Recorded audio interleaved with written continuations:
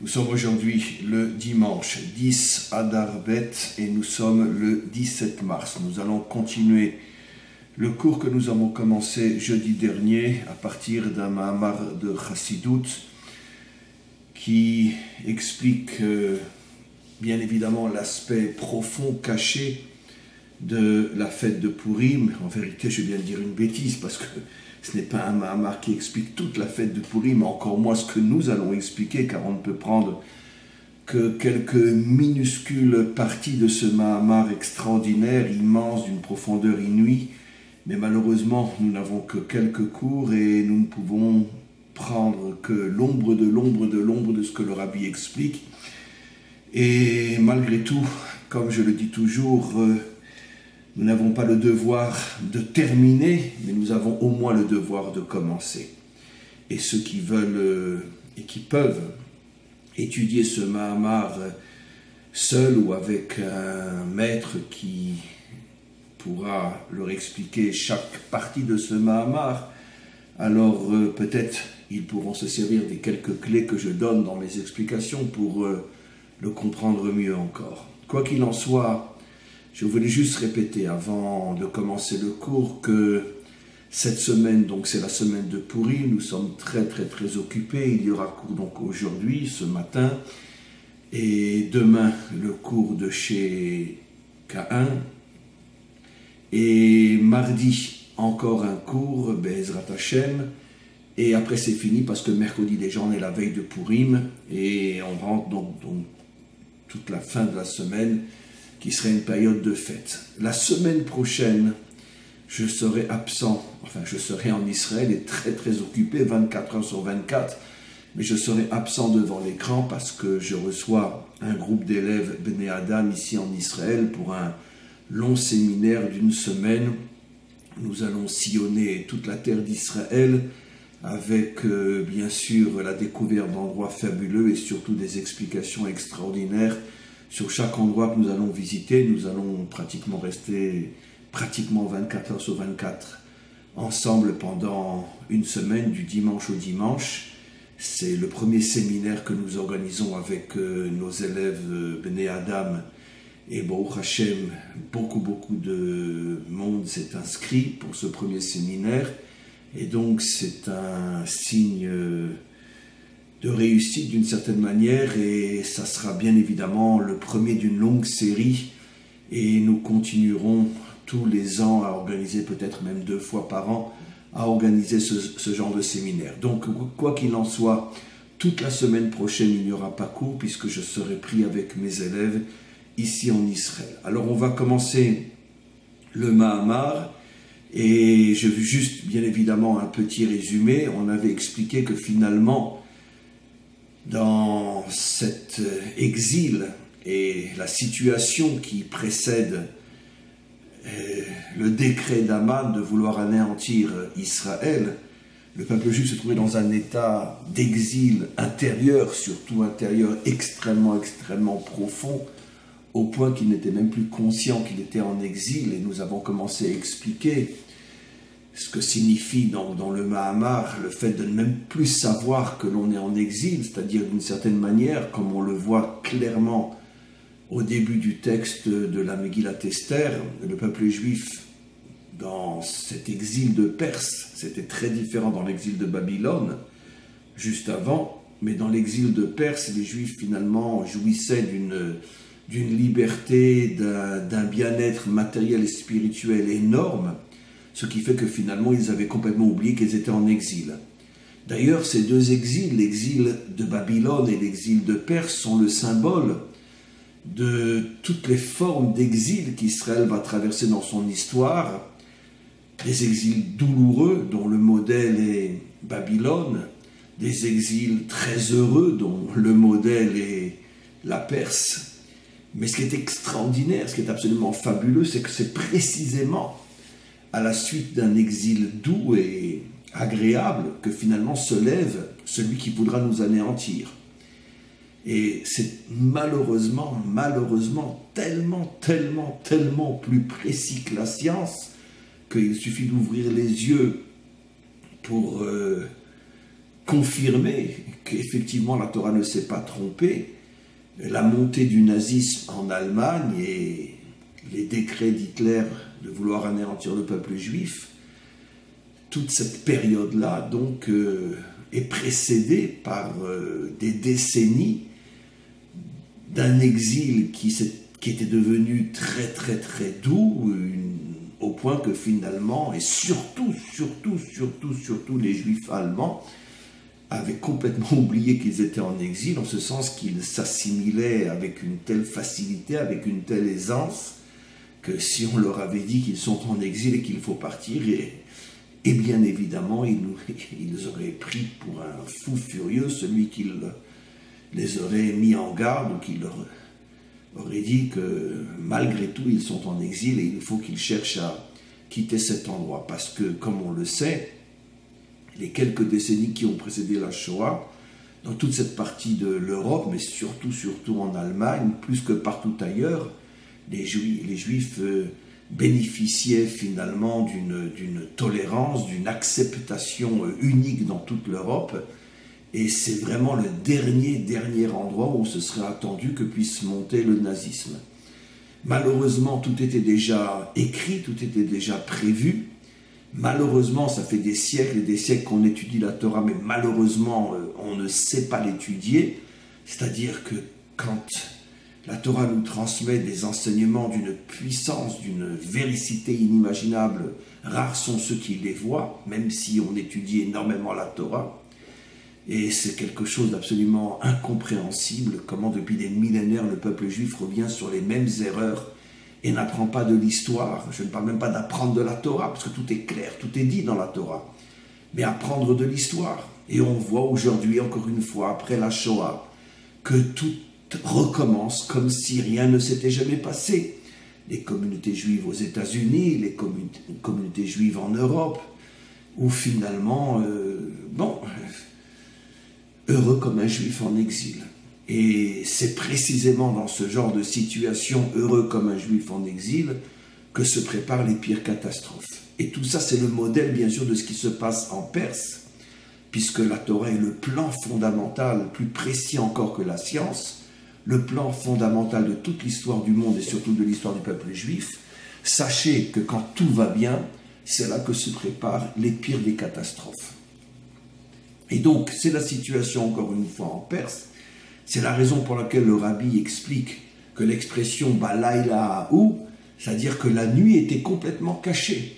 Non seulement on était dans une nuit totale, puisqu'on est en exil, et un juif qui n'est pas sur sa terre est dans une obscurité totale, mais en plus, l'obscurité était cachée au point, c'est les mots que le rabbi utilise, ils ne sont pas de moi, que chez Samim Rocher Léor, qu'ils en étaient arrivés à transformer l'obscurité en lumière. Ça veut dire presque se sentir mieux encore en Perse qu'à Jérusalem. Et d'ailleurs, c'est ce qui s'est passé aussi sur le plan historique, puisque n'oublions pas que quelques années auparavant, le roi Cyrus, le premier roi de Perse qui avait donc sauvé, libéré Israël de l'exil de Babylonie, en détruisant la Babylonie, pas pour les Juifs, mais entre autres les Juifs en ont profité. Et donc la première chose que le roi Cyrus fera, c'est presque d'ordonner aux Juifs de quitter la Babylonie, maintenant qui est sous domination perse, de quitter la Babylonie, de rentrer en Israël, de reconstruire Jérusalem, de reconstruire le temple, et ce sont des versets explicites, où le roi Cyrus leur dit « Je vous donnerai tous les moyens dont vous avez besoin, de l'argent, une armée pour vous protéger pendant que vous reconstruirez votre pays. » Et donc quelque chose d'absolument unique dans l'histoire, un roi non-juif qui propose de donner de l'argent, des soldats, pour que les Juifs puissent reconstruire leur terre. Ça ne s'est pratiquement jamais vu dans l'histoire, en tout cas pas d'une manière aussi absolument incroyable. Et malgré tout, il n'y a qu'une très petite partie d'Israël qui accepte de quitter la Babylonie perse pour rentrer en Israël. Pourquoi? Parce que depuis que les Perses se sont emparés de tous les endroits où les Juifs souffraient avant la victoire des Perses, tout d'un coup, leur vie est transformée en véritable paradis. il prospère, il réussit dans tous les domaines, sur le plan matériel, sur le plan spirituel. Donc ils ne veulent plus du tout rentrer, en se disant, bon, ça fait des années qu'on souffrait sous le régime babylonien, maintenant on a un petit peu de répit, profitons-en. Et donc c'est ce qui se passe, c'est la raison pour laquelle quand Ezra va essayer de rassembler autour de lui ceux qui veulent quitter la Babylonie perse, il va se retrouver avec quelques milliers de personnes. Et les millions restent en Babylonie. Et le temple est reconstruit par cette minorité, et pendant toute la période du deuxième temple, jusqu'à l'exil de Rome, finalement, une très très très petite minorité de Juifs vivaient en Israël. La grande majorité n'avait pas rejoint Ezra et avait commencé à partir de la Babylonie perse, la majorité sont restés là-bas, mais ils ont commencé une grande partie finalement à se partir dans d'autres endroits, et c'est là que l'exil a véritablement commencé, c'est-à-dire que finalement l'exil n'a pas véritablement commencé avec le quatrième, avec l'exil de Rome. L'exil avait déjà commencé avec l'exil de Babylonie, et on n'est jamais véritablement sorti de cet exil-là. Donc quoi qu'il en soit, c'est ce qu'on a expliqué la dernière fois, et comme quoi finalement, lorsque le peuple juif transforme l'obscurité en lumière et se sent très très bien en exil, c'est là qu'il prépare les pires des catastrophes qui risquent de lui tomber sur la tête. Et on va continuer maintenant. On est dans le deuxième chapitre, bien évidemment, mon cœur saigne et pleure de savoir qu'on ne pourra pratiquement rien expliquer, on n'a pas suffisamment de temps, mais bon, on essaye de toucher les points les plus importants. On va lire un petit peu.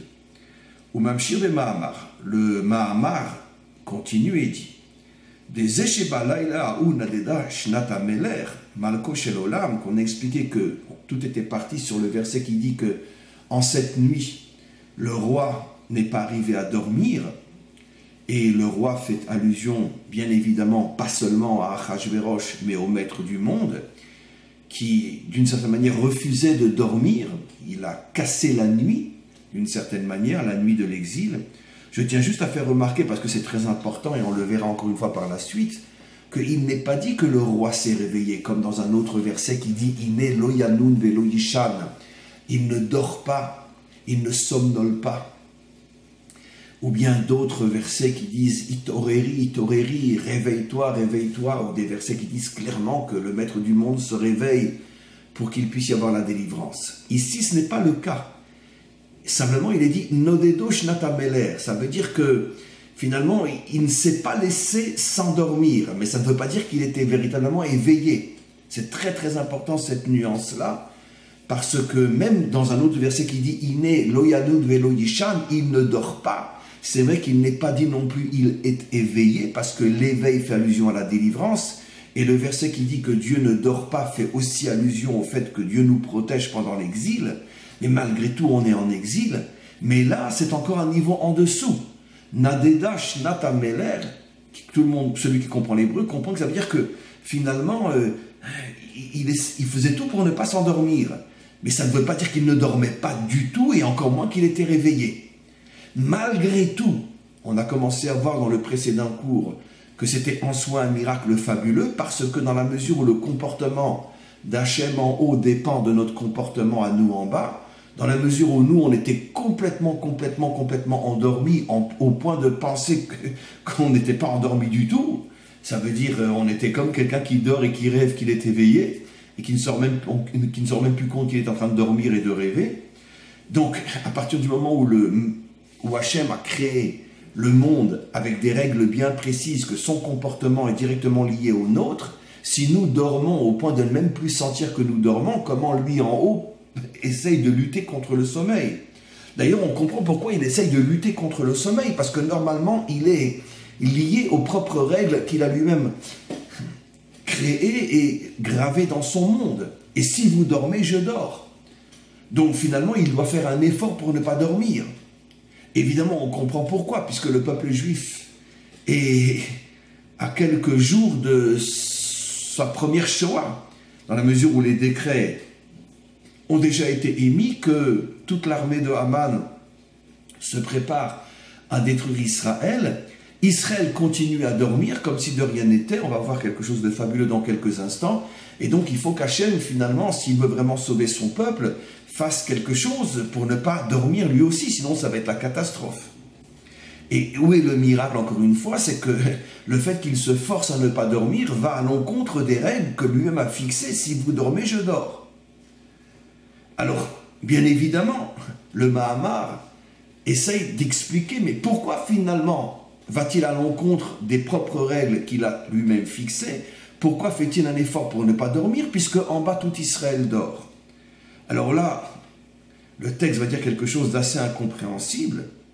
Naasé, ça s'est produit, ce refus de dormir en haut, à l'aider à Messirut Nefesh d'Israël, parce que en bas, une grande partie des Bnei Israël était dans une situation de Messirut Nefesh, mot à mot, ça veut dire de don de soi.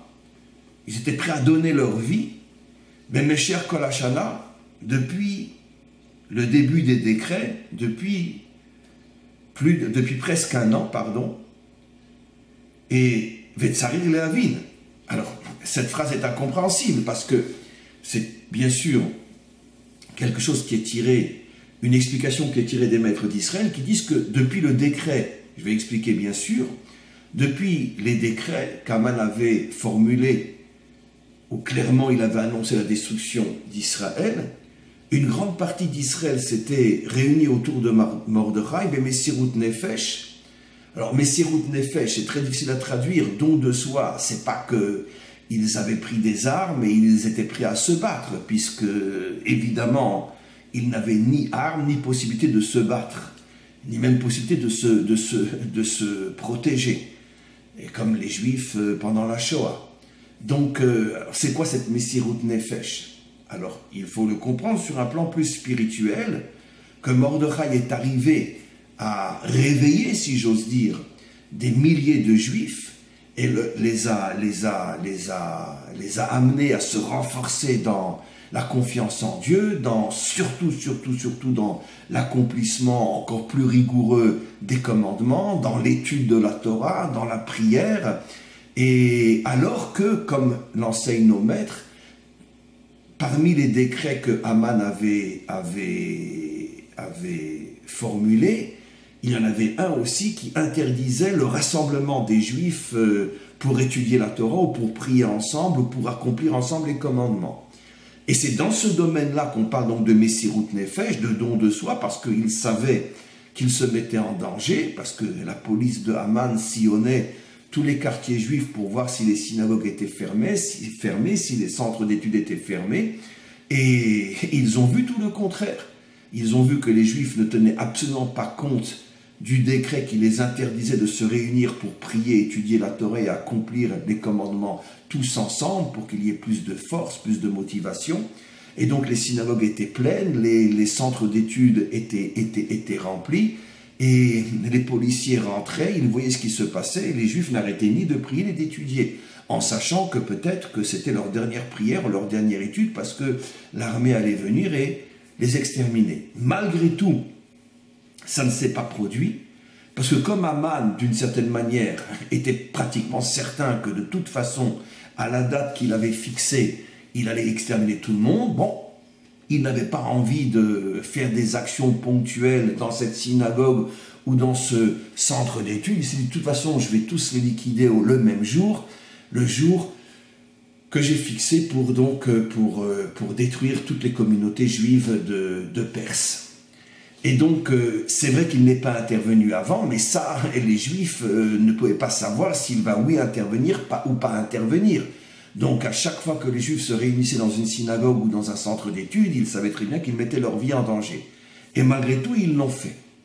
Et donc, le Mahamar explique, par le mérite qu'en bas, il y a eu malgré tout une sorte de réveil, puisque au moins dans le seul domaine qui était à leur portée, le fait de se renforcer dans la Torah, dans ce domaine-là, ils l'ont fait, et donc c'est ce qui a provoqué finalement le réveil, ou c'est pas vraiment un réveil comme j'ai déjà expliqué, mais ce qui a provoqué justement le fait que Hachem lui-même a tout fait pour ne pas continuer à dormir, de manière à pouvoir protéger Israël et que se produise le miracle, que finalement tout s'est retourné contre Aman et c'est lui qui a été détruit, lui et son armée et toute sa famille, et Israël qui a été sauvé. Mais regardez ce que dit le rabbi dans un commentaire. Il dit Benogea les klalut anes. Il faut comprendre malgré tout, dit le rabbi, sur ce miracle, que Dieu ne s'est pas endormi.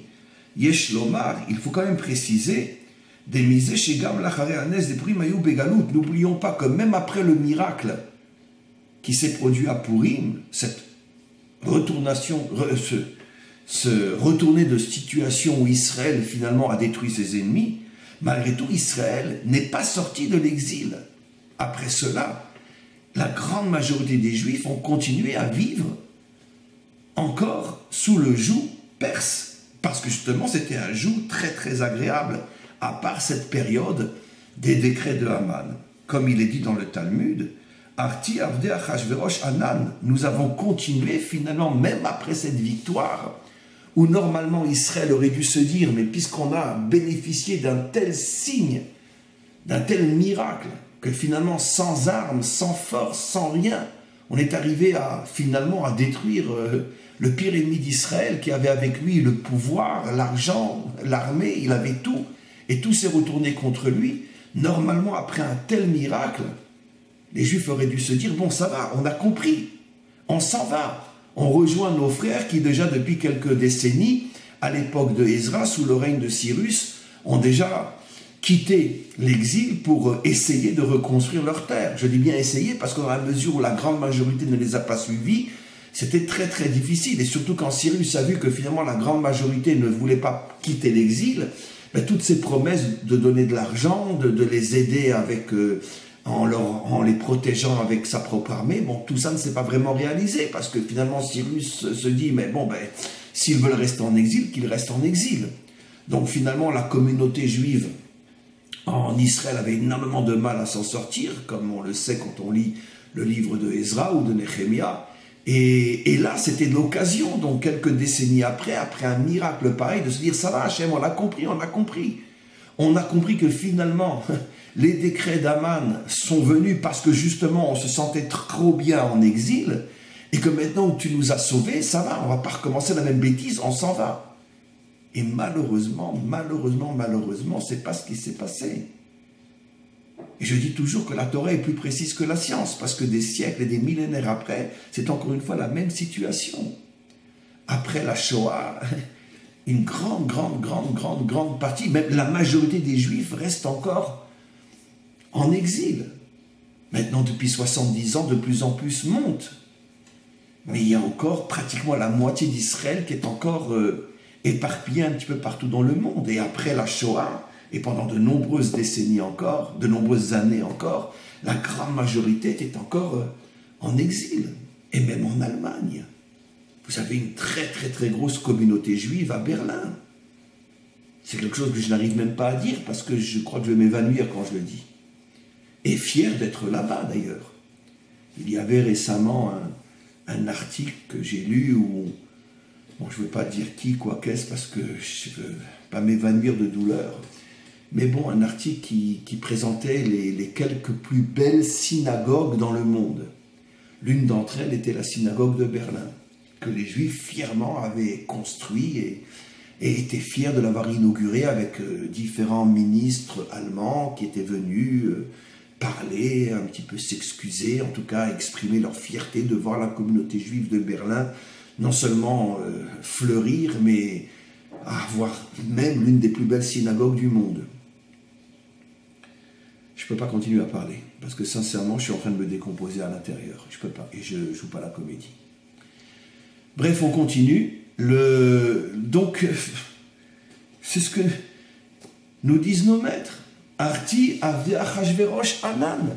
Après tout ce qu'on aurait pu comprendre de ce qui s'est passé, que le décret est venu précisément parce qu'on était trop bien en exil, et que malgré le miracle incroyable qu'Hachem nous fait, exactement comme après la Shoah, En 1945, on sort d'Auschwitz. En 1948, déclaration de l'État d'Israël. Normalement, tout le monde aurait dû se dire, mais c'est pas possible, mais c'est pas possible, mais c'est pas possible. Allez, on part tous. Non, on continue à être des exilés. Sincèrement, j'arrive pas. J'arrive pas à comprendre, j'ai du mal à terminer ce cours. J'arrive pas. Vous me prenez là sur le vif, je vous dis franchement, en live, je suis décomposé. J'arrive pas. J'arrive pas à comprendre comment ça fait des millénaires qu'on étudie la Torah et ça fait des millénaires qu'on se fout de la Torah, qu'on la prend pas au sérieux. J'arrive pas à comprendre.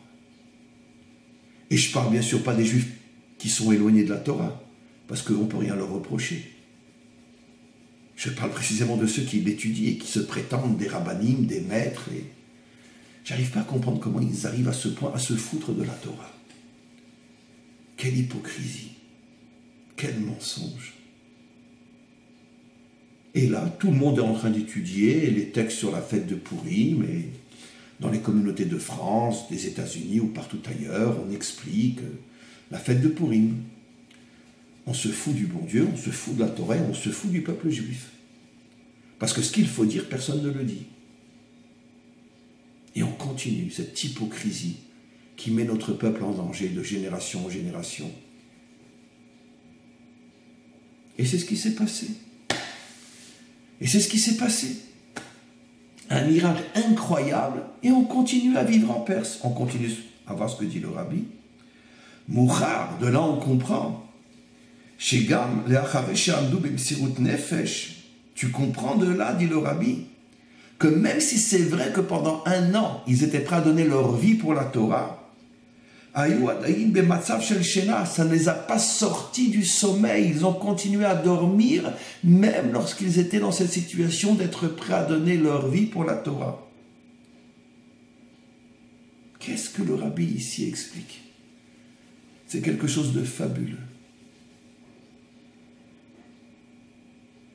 C'est absolument incroyable. Oui, on peut être Bemessirut Nefesh, on peut être prêt à donner sa vie pour la Torah et malgré tout être complètement en exil et n'avoir rien compris à ce que véritablement le maître du monde demande à un juif, demande à son peuple, et on continue à dormir.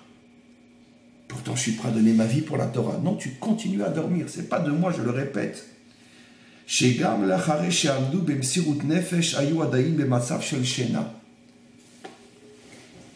de moi. Et comment c'est possible? Mais l'explication, je l'ai déjà donnée des dizaines de fois.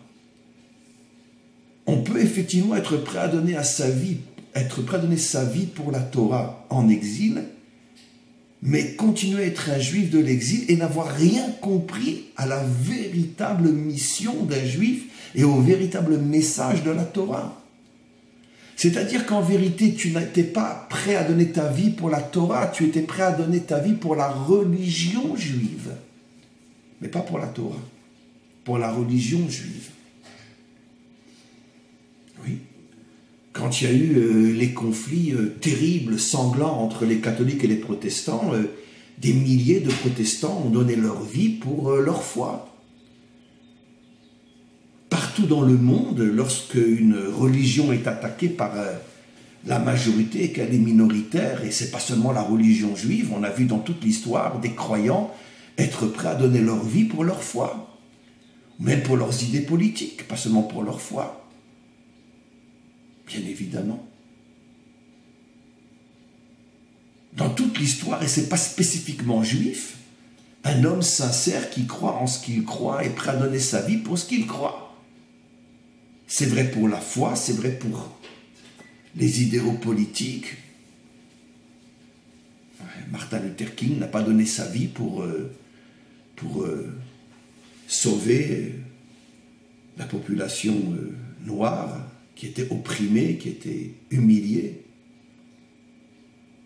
Non. Et donc on peut très bien comprendre que les religieux juifs fassent la même chose pour leur religion juive.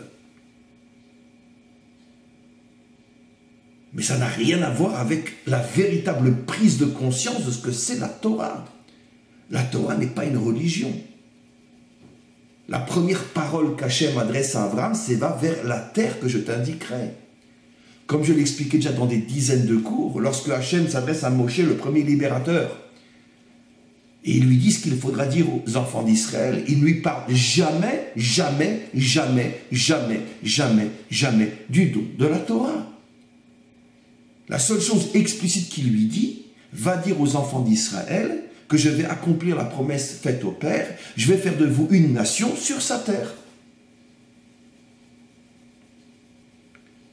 Le seul véritable, unique projet de la Torah, c'est de faire de nous une nation sur notre terre. Maintenant, le moyen d'y arriver, les instruments pour y arriver, sur le plan spirituel et moral, c'est l'accomplissement des commandements et tout ce que cela signifie. C'est le moyen, ce n'est pas le but, comme je l'expliquais dans des dizaines de cours. Nous ne pouvons pas devenir la nation d'Hachem sur notre terre sans la Torah. Mais ce n'est pas la Torah le but, la Torah est le moyen d'accomplir le but qui est de devenir une nation sur notre terre. Et là, qu'est-ce qui s'est passé en Perse? Les Juifs étaient prêts à mourir pour la Torah. Mais pour la Torah en tant que religion, comme un musulman est prêt à mourir pour le Coran, comme un protestant est prêt à mourir pour sa foi, comme un catholique est prêt à mourir pour sa foi, et comme un communiste est prêt à mourir pour sa foi, comme n'importe quel idéaliste est prêt à mourir pour sa foi. Ça n'a rien de spécifiquement juif. Nous sommes de très très très très très loin les seuls à être prêts à mourir pour notre foi. C'est un phénomène humain connu et reconnu dans le monde entier. C'est ça ce que nous explique ici le Rabbi. Ils ont continué à dormir malgré le fait qu'ils étaient prêts à mourir pour la Torah. Ils étaient prêts à mourir pour une religion, pas pour la Torah. Parce que partout dans le monde, la Torah n'est plus la Torah. Elle est uniquement une religion, comme une autre. Le seul endroit où la Torah deviendra ou redeviendra la Torah, c'est lorsque nous serons une nation qui se reconstruit sur notre terre avec la Torah.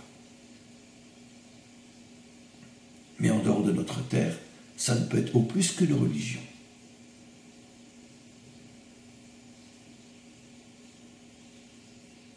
Alors maintenant, on comprend la suite de ce qu'explique le Rabbi. Il dit, Are bezman chez Israël osim retsono shel makom. Il va poser la question suivante. Tsarir lehavin, je voudrais comprendre.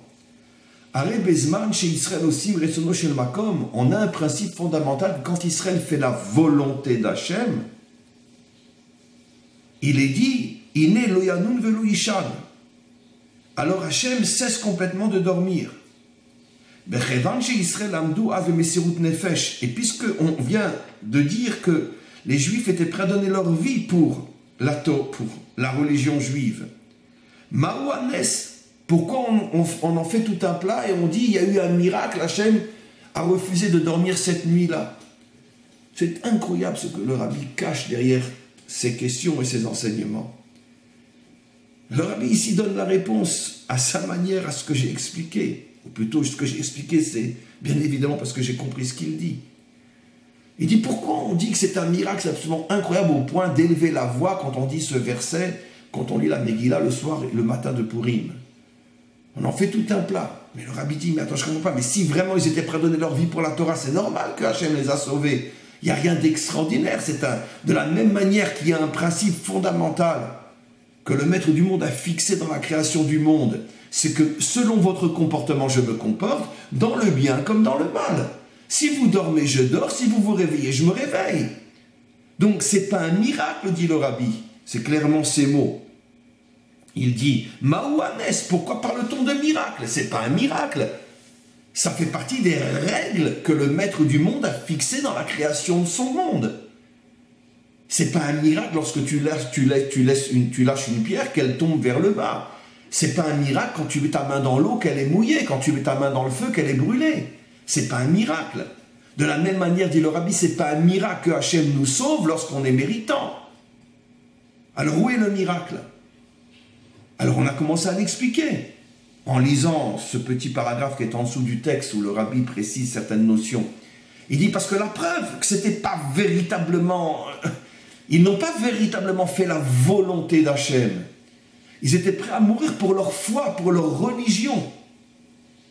Mais être prêt à mourir pour sa religion, ça n'importe quel homme peut le faire et doit le faire sur terre. Ça n'a rien de spécifiquement juif. Donc ils n'ont pas véritablement fait la volonté d'Hachem. Et ce n'est pas encore une fois pour la Torah qu'ils étaient prêts à mourir, mais pour leur religion juive. Et la religion juive n'a rien à voir avec la Torah. Strictement rien à voir. Voilà ce que le Rabbi nous révèle ici. Et donc on comprend pourquoi c'est un miracle malgré tout. Parce qu'Hachem aurait pu leur dire, attendez, mais moi je ne vous ai pas donné une religion, je vous ai donné la Torah. Dans la Torah, il est dit que vous devez être une nation sur votre terre. Vous voulez rester en Perse. Alors, pourquoi je vais me réveiller, moi? Mais disparaissez en Perse, comme ça vous y resterez pour tout le temps, vous serez enterrés là-bas.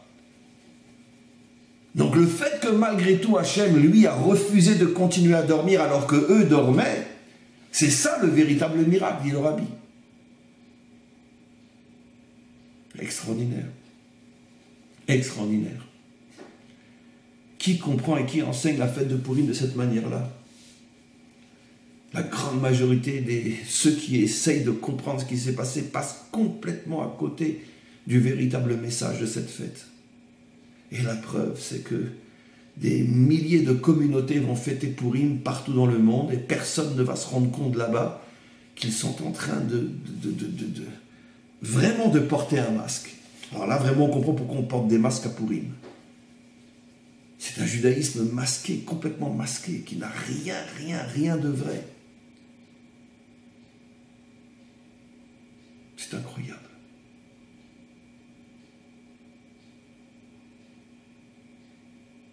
On continue. Je veux maintenant rentrer plus en profondeur. On va lire un passage important. On sait que, selon les codes bibliques et thoraïques, le mot Yom, le jour, fait toujours allusion à un dévoilement, par définition. Le jour, on voit. Le mot Laïla, la nuit, fait toujours allusion à un voile. Cependant, Bechol Echad Mehem, sache que et dans le jour et dans la nuit, et dans le dévoilement et dans le voile, il y a deux niveaux. Yesh Shne Inyanim de Gilui Ve'elem. Il y a, je ne vais pas tout lire, je lis l'essentiel, il y a et dans le jour et dans la nuit une notion de dévoilement et une notion de voile. C'est-à-dire on peut avoir un jour dévoilé et un jour voilé. On peut avoir une nuit voilée et une nuit dévoilée. Alors pour la nuit voilée et la nuit dévoilée, ça on l'a déjà expliqué. Une nuit dévoilée, c'est quand je souffre, mais je sais que je souffre. Je suis en exil, je sais que je suis en exil. Je suis loin de la Torah, je sais que je suis loin de la Torah. Je suis loin d'Hachem, je sais que je suis loin d'Hachem. Et dans d'autres domaines, mon couple ne va pas du tout, je sais qu'il ne va pas du tout. Et dans tous les autres domaines de ma vie, j'ai un problème, je sais que j'ai un problème. J'ai un problème, c'est la nuit, mais c'est une nuit dévoilée. Je sais que j'ai un problème. C'est déjà en soi le début de la réparation. Maintenant, qu'est-ce que c'est une nuit voilée? J'ai un problème de couple, je ne le sais pas. Je suis loin de la Torah, je ne le sais pas. Je suis loin d'Hachem, je ne le sais pas. Je suis en exil, je ne le sais pas. Maintenant, pour le jour, qu'est-ce que c'est un jour visible? Eh bien, ça va bien, je le sais. Je suis proche d'Hachem, je le sais. Je suis proche de la Torah, je le sais. Hachem s'occupe de moi, je le sais. Hachem me protège, je le sais. Etc., etc. Mon couple va bien, je le sais. Qu'est-ce que c'est un jour voilé? Eh bien, c'est qu'Hachem est en train de me faire des choses extraordinaires et moi je ne le vois pas. Il est en train de me préparer une délivrance extraordinaire et moi je ne le vois pas. Mon peuple est en plein processus de délivrance, mais je ne le vois pas. La délivrance a déjà commencé, mais je ne le vois pas. Je continue à croire que je suis toujours en exil. Voilà ce que c'est un jour voilé. On comprend qu'en Perse, on était dans une nuit voilée. Parce que même quand on s'est réveillé et qu'on était prêt à mourir pour la Torah, comme je l'ai expliqué grâce au Rabbi, on était prêt, pas prêt à mourir pour la Torah, mais pour la religion juive. Ce qui n'a rien à voir avec la Torah. Donc on était véritablement dans une nuit voilée. Balaïla Raou, dit le verset. Maintenant, le Rabbi va expliquer, j'ai sauté pas mal de choses. Il explique quelque chose d'extraordinaire en ce qui concerne le jour visible et le jour voilé. Il dit, on remarque qu'en ce qui concerne la sortie d'Égypte, il est dit, il est dit, ils sont sortis dans ce jour. Et donc, Ayom, c'est-à-dire que la délivrance était claire, parce que c'est dit Ayom, et c'est marqué Azé. Et le Rabbi explique, quand il est dit Azé, ça veut dire que c'est visible. Quand c'est marqué Aou, comme on l'a déjà vu, ça veut dire que ce n'est pas visible. Il y a parfois une expression qui dit Bayom Azé, ça veut dire le jour est visible, et une expression qui dit Bayom Aou, le jour n'est pas visible. C'est-à-dire, la délivrance est visible ou elle n'est pas visible. Le Rabbi explique, la sortie d'Égypte est sous le signe de Bayom Azé. Ça veut dire que tous ceux qui sont sortis étaient conscients véritablement qu'il s'agissait véritablement d'une véritable délivrance dont le meneur, le leader, était le maître du monde. Regardez ce que le Rabbi va expliquer. Ube Geoula Atida. Mais pour la délivrance finale, la délivrance que tout le monde, que beaucoup continuent à attendre alors qu'elle a commencé depuis longtemps, et pourquoi personne ne la voit, le Rabbi le explique. Khtiv, il est dit, Ve'amar Bayom Mahu. Au sujet de la délivrance finale, il est dit, Bayom Mahu, que la délivrance, le jour sera caché. Parce que la délivrance de la sortie d'Égypte, elle était visible en bas, alors que la délivrance finale, elle, pendant très longtemps, ne sera visible qu'en haut, mais en bas, on ne verra rien. C'est à pleurer.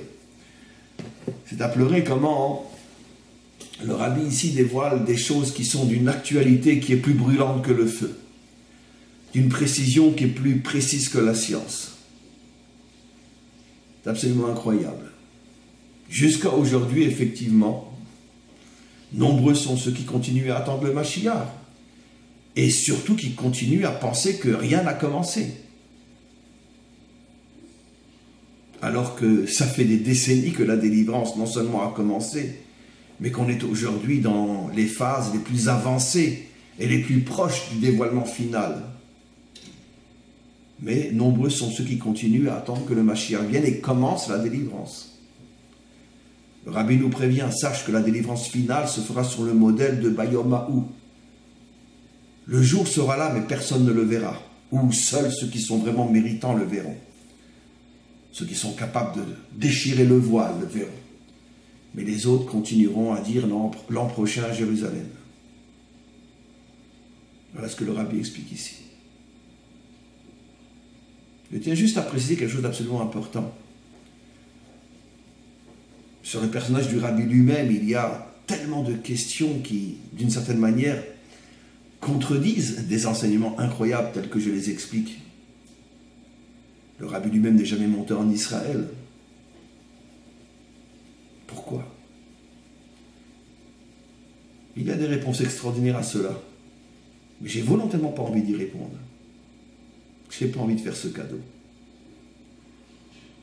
Je répondrai simplement d'une autre manière, en disant que les grands justes, les grands maîtres, leur vie dépasse la compréhension de 99,9% du peuple. Parce qu'ils sont à un niveau tel que même leur propre vie est incompréhensible, surtout parfois par rapport à leurs propres enseignements. Moi, je n'ai pas de questions, parce que j'ai les réponses. mais je ne vois pas l'utilité de le révéler aujourd'hui. Mais quoi qu'il en soit, c'est fabuleux de voir un homme qui lui-même n'est jamais monté en Israël. Il aurait pu s'y installer, il ne l'a jamais fait, et pourtant il a des enseignements, lorsqu'on a le mérite de les comprendre, qui d'une certaine manière contredisent toute sa vie, bien qu'il n'y a strictement aucune contradiction. Pour les quelques 2, 3, 10 personnes dans le monde qui sont capables de comprendre pourquoi il n'y a pas de contradiction. À mon avis, il n'y en a pas plus que 5, 6 dans le monde. Mais quoi qu'il en soit, l'enseignement est fabuleux. La délivrance finale se fera sous le signe de Bayom Ha'ou.